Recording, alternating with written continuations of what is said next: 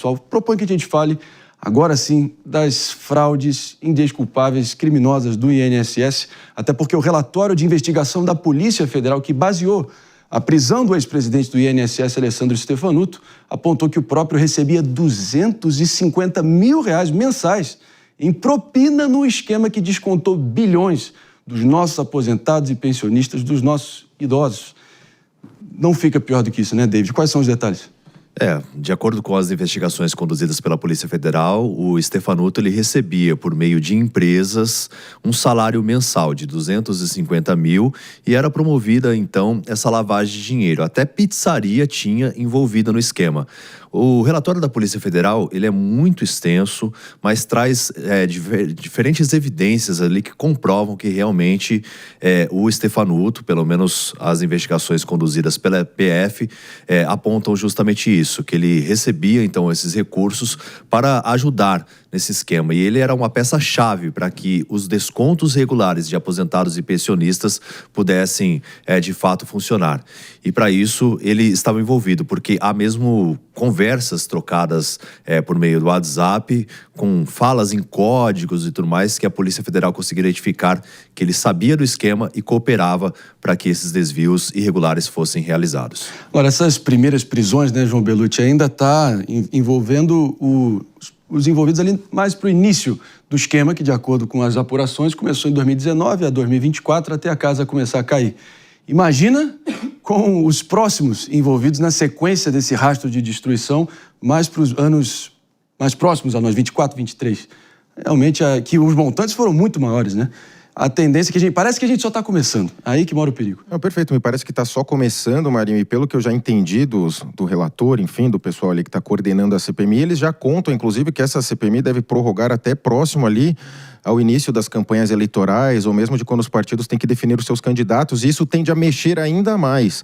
A gente assiste a CPMI, né, e está, às vezes, um pouco desacostumado com essa atuação mais até teatral dos senadores, e ali o ambiente político permite isso, já que é um misto de político e jurídico ali, e muitas vezes quem está sendo inquirido fica em silêncio, né, fala, e os senadores sempre indagam a pessoa, mas são perguntas que são perguntas básicas, né, nome, o valor do sapato, chegou a perguntar o valor do sapato de para provar que ele tinha esquema de propina, aí ele colocou na tela o senador, o seu sapato custa R$10 mil, a gente viu aqui por baixo da mesa, teve até essa sagacidade do senador, mas esse ambiente comporta, né, essa atuação mais teatral, que não é tão jurídica, mas o que a gente espera é que esses elementos vão para a polícia atuar. E já as prisões têm sido efetuadas, efetivamente, eles estão fazendo as prisões, mas o que a gente espera é que não chegue até a eleição presidencial, que eu não duvido que chegue a CPMI até lá. Também não duvido. 2026 é logo ali. João Belucci estava com a palavra aqui, e você, agora sim, nos ouvindo pela Rede Jovem Pan de Rádio, estamos de volta no Morning Show.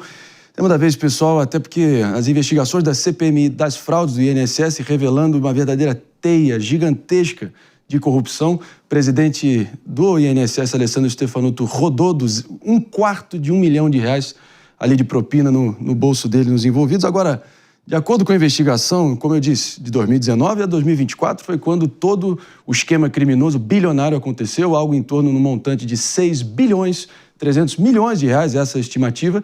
Agora, pelo menos 64% desse mega montante aconteceu em 2023 e 2024, já no governo Lula. Ou seja, a gente está falando de R$4,1 bilhões, essa é a expectativa, ou seja, parece que é só o início desse longo rastro de destruição que foi causado por esses pilantras em série aí. Vamos rumo a Brasília nesse momento, até porque o Congresso aprovou o requerimento para convocar o deputado estadual que ameaçou o vice-presidente da CPMI do INSS. Vou acionar nossa repórter Rani Veloso, na capital federal. Bom dia, Rani, obrigado, bem-vinda. Afinal, qual a expectativa em torno desse movimento? A palavra é sua. Obrigada, André Marinho. Bom dia a você e a todos que nos acompanham ao vivo, direto de Brasília. Pois é, a expectativa agora que Edson Araújo, deputado estadual e também vice-presidente da CBPA, uma das entidades investigadas nesse esquema fraudulento contra aposentados e pensionistas, vá até a Comissão Parlamentar Mista de Inquérito prestar depoimento e com tornozeleira eletrônica. Isso porque ele foi alvo da operação de ontem, da quarta fase da operação sem desconto da Polícia Federal, junto com a Controladoria Geral da União, e ele é acusado, inicialmente, de acordo com a investigação da Polícia Federal, de ter desviado recursos desses convênios que foram firmados com a Confederação Nacional dos Trabalhadores da Pesca e Aquicultura, do qual ele é vice-presidente. E através da Federação dos Pescadores do Maranhão, ele teria desviado somente em 2023 123 milhões de reais. Foi o montante que essa entidade movimentou em 2023. Fora isso, ainda há uma denúncia do próprio vice-presidente da CPMI, o deputado Duarte Júnior, que também é do Maranhão. O deputado federal disse que neste mesmo ano, o Edson Araújo teria recebido nas suas contas pessoais mais de 3,5 milhões de reais e, através dos seus funcionários da Assembleia Legislativa do Maranhão, mais de 1,5 milhão de reais. A gente lembra que na semana passada, o Edson Araújo ameaçou Duarte Júnior para interromper as investigações a nível da Comissão Parlamentar de Inquérito, depois do depoimento do presidente da CBPA, o Abraão Lincoln Ferreira da Cruz. Ele prestou depoimento à comissão na segunda-feira retrasada, e ele foi preso, inclusive, por falso testemunho. Foi solto durante a madrugada após o pagamento da fiança, mas essa ameaça aconteceu antes, e o Duarte Júnior, inclusive, fez um boletim de ocorrência. A Polícia Legislativa do Senado e também da Câmara, do Congresso, estão investigando esse caso. Ele pediu reforço na segurança da sua família, uma vez que ele recebeu essa ameaça, e foi acatado esse reforço pelo presidente da Câmara, Hugo Mota. Ontem, durante a comissão, Duarte Júnior falou sobre essa convocação que foi aprovada, além da quebra de sigilo bancário, fiscal, telemático de Edson Araújo. Ele acredita que ele é uma peça fundamental, uma vez que na operação da Polícia Federal de ontem foi encontrada uma quantia significativa de dinheiro em espécie na casa do deputado estadual. Vamos ver o que ele disse. Na semana passada, todos aqui sabem que eu fui ameaçado por um deputado estadual do meu estado, o deputado Edson Araújo, que é vice-presidente da CBPA. Uma ameaça que tira de nós a tranquilidade, a paz, e esse tipo de situação não é uma situação nada saudável. E não é justo que a gente que está aqui fazendo o que é certo, lutando contra uma instituição criminosa que vem passando por vários governos e tirou dinheiro de aposentados e pensionistas, a gente passa por esse tipo de situação. E dentre prisões, dentre busca e apreensões, uma das residências visitadas foi a residência do deputado estadual Edson Araújo, que me ameaçou na semana passada. Nessa residência foi encontrado um cofre cheio de dinheiro, ainda não sei a quantidade de valores que ali estavam, mas eu não tenho dúvida que aos poucos a gente está encontrando o dinheiro que foi roubado dos aposentados e garantindo que esse dinheiro possa ser devolvido. Bom, então tá aí. A gente lembra que na semana passada, Duarte Júnior, em entrevista exclusiva à Jovem Pan, comigo lá no Congresso Nacional, disse que espera que o Edson Araújo seja preso.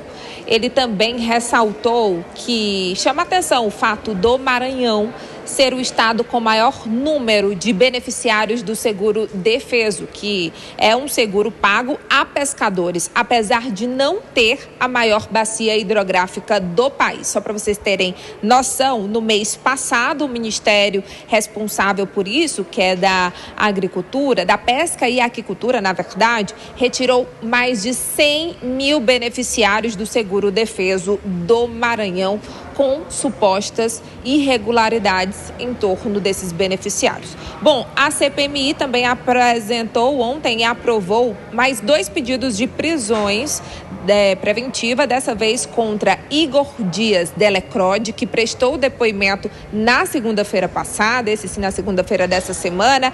Ele era dirigente da Associação de Amparo Social ao Aposentado e Idoso, e ele é acusado de ter desenvolvido um sistema tecnológico para fraudar a biometria e a assinatura eletrônica dos aposentados e pensionistas. Então, os parlamentares colocaram ele como responsável pelo coração tecnológico da safadeza. Foi o que os parlamentares falaram. E outro pedido de prisão preventiva apresentado e aprovado foi do Américo Monte. Ele é ex-presidente da Amar Brasil, outra entidade investigada. E só para contribuir para o posicionamento aí de vocês, para o debate de vocês, André Marinho, nessa operação de ontem da Polícia Federal, né, ficou claro como era que o ex-presidente do INSS, Alessandro Stefanutto, agia e, de acordo com o relatório da PF, ele recebia por mês R$250 mil em propina da Conafé, que é uma das entidades investigadas.